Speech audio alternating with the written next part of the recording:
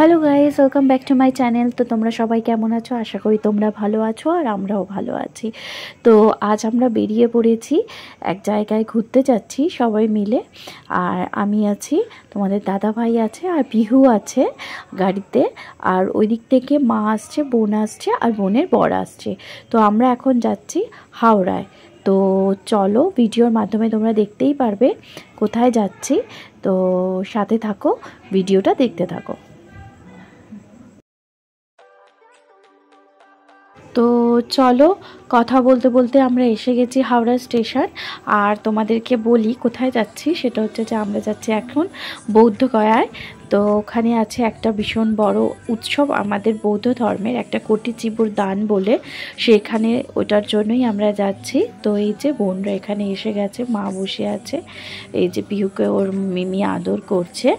তো সেই ওইটার জন্যই আমরা গয়াতে যাচ্ছি।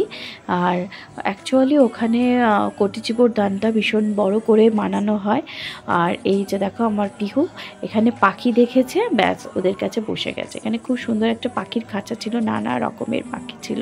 আর মাম্মা পাখিগুলোকে দেখে ওদের সাথে বসে গেছে। আর আমাদের ট্রেন ছিল 11:30টার সময়।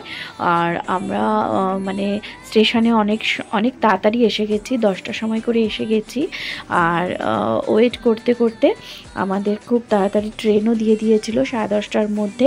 তো এই তো দেখো আমাদের ট্রেনটা লাগিয়ে দিয়েছে। আমরা ট্রেনে এবার যাচ্ছি। আমাদের কোচ নাম্বার কত বেশ ছিল বলতে পারবো না। এই যে মা আসছে। তো চলো সাথে থাকো, ভিডিওটা তোমরা দেখতে থাকো।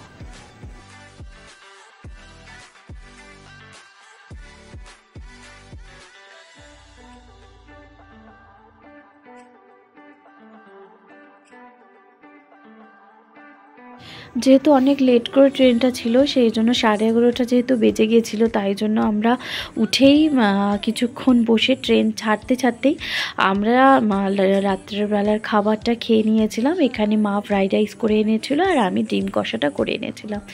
দেখো, তো আমি খেয়ে নিচ্ছিলাম। তো চলো সাথে থাকো, ভিডিওটা তোমরা দেখতে থাকো।